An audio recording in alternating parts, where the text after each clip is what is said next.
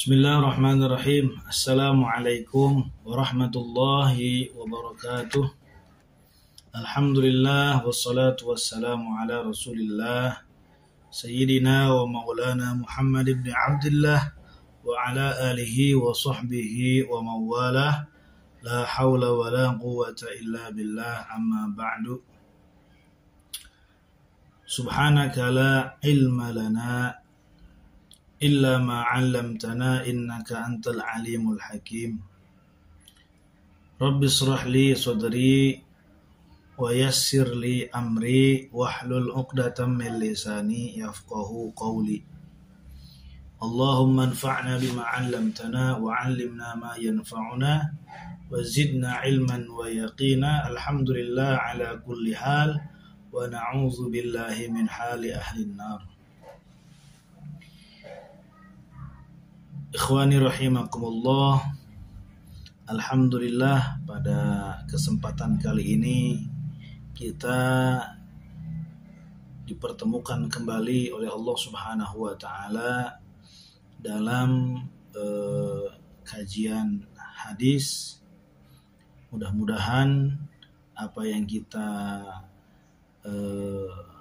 laksanakan mendapatkan ridho dari Allah Subhanahu wa taala, dan juga mudah-mudahan bermanfaat khususnya bagi al-fakir dan umumnya kepada para mustami'in semua. Insyaallah pada kesempatan yang berbahagia ini kita akan membahas satu hadis yang termaktub dalam kitab Mukhtaral Ahadits An-Nabawiyah. Insyaallah pada kesempatan kali ini hadis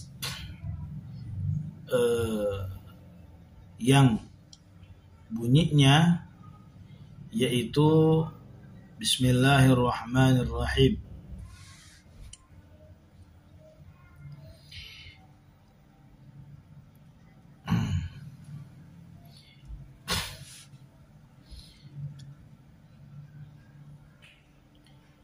Idza matal insan inqata'a amaluhu illa min salasin: shadaqatin jariyatin aw ilmin yuntafa'u bihi aw waladin salihin yad'u lah. Yang artinya idza matal insan, ketika manusia meninggal, in qata'a amaluhu illa min salasin, maka terputuslah amalnya kecuali 3 perkara ini. Yang dimaksud dari terputus amalnya adalah terputus pahala dari amal tersebut. Semua amal yang kita kerjakan itu akan terputus pahalanya. Ya. Jadi ketika kita melaksanakan ibadah sholat semasa hidup kita, ketika kita meninggal, maka kita tidak akan mendapatkan pahala sholat lagi. Ketika kita pergi haji, kita mendapatkan pahala haji, tapi ketika meninggal kita tidak mendapatkan pahala ibadah haji lagi. Nah, semua amaliyah yang kita kerjakan sewaktu kita sedang atau masih hidup, itu terputus semua pahalanya, tidak akan mengalir kepada kita yang setelah meninggal. Ya. Nah, Rasul bilang illa min salasin, kecuali 3 perkara. Ya. Kecuali dari yang 3 perkara ini.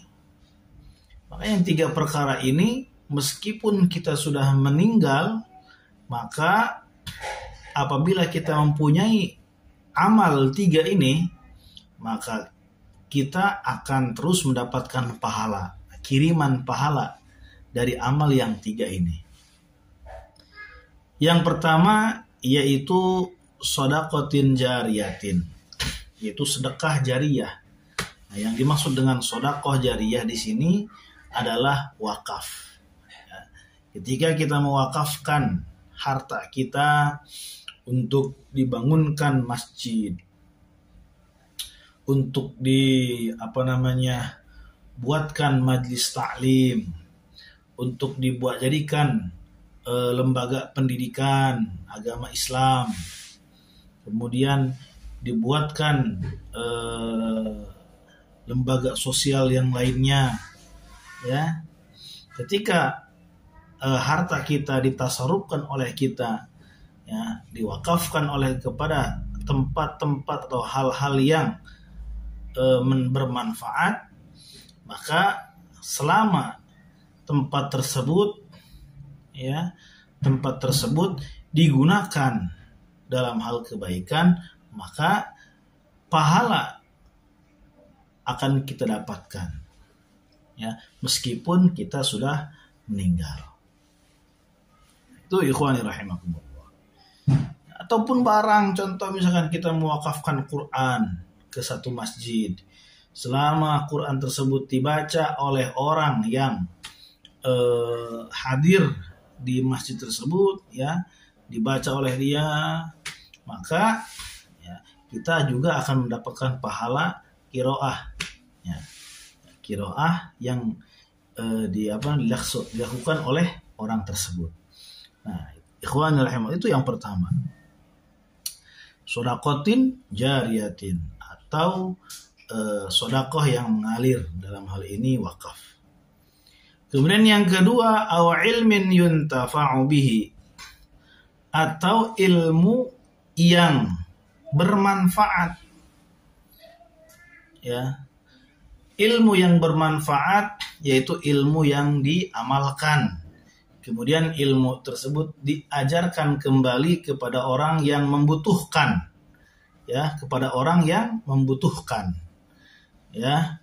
Jadi ketika kita mengajarkan satu ilmu, ya, kemudian ilmu tersebut diamalkan oleh santri kita, oleh murid-murid kita, kemudian ilmu tersebut diajarkan kembali kepada orang yang membutuhkan, maka kita juga akan mendapatkan pahala dari amal dan pahala dari ilmu yang diajarkan kembali oleh murid-murid kita atau oleh santri-santri kita. Nah, jadi ikhwan rahimakumullah, yang kedua adalah ilmu yang bermanfaat.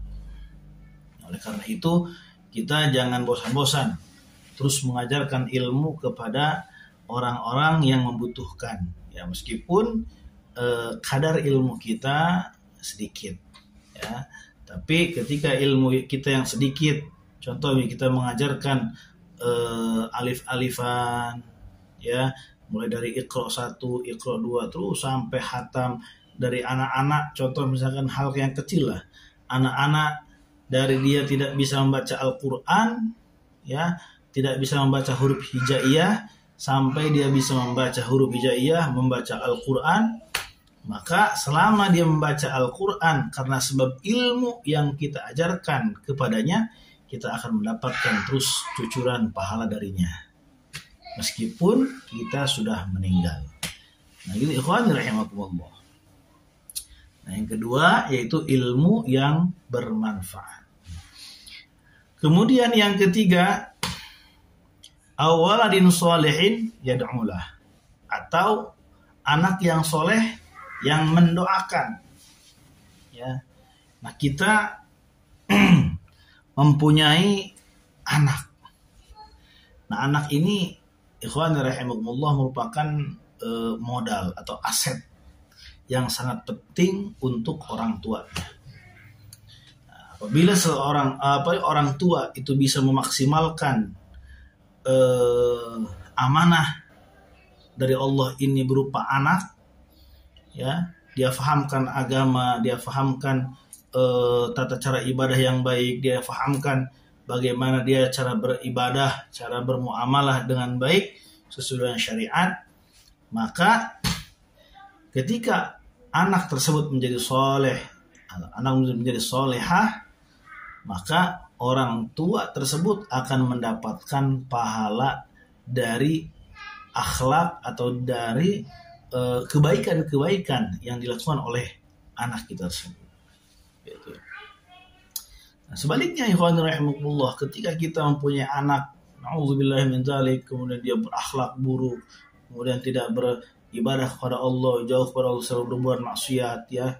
Ketika kita meninggal, kita akan dapat kiriman dosa-dosa, ya, dari anak kita yang kita tinggalkan. Ya. Jadi, ikhwanul rahimakumullah, kita punya anak kita didik oleh kita. Kalau kita tidak mendidik anak kita, ya, di bidang agama, tidak bisa memahamkan di bidang agama, maka berikan kepada orang yang lebih mampu, pada ustadz, pada kiai, kepada guru-guru ngaji, ya, agar supaya anak-anak kita dididik oleh mereka akhlak yang baik, tata cara ibadah yang baik. Kelak nanti di masa dewasa, anak-anak kita itu bisa menjadi anak yang soleh dan solehah.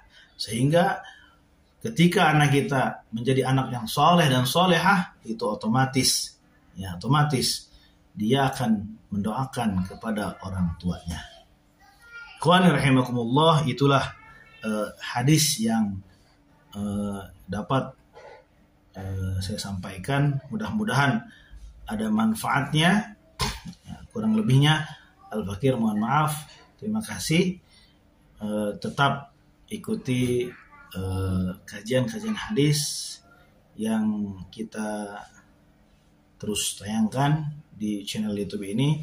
Mudah-mudahan bermanfaat, khususnya untuk diri pribadi dan umumnya kepada mustami'in semua.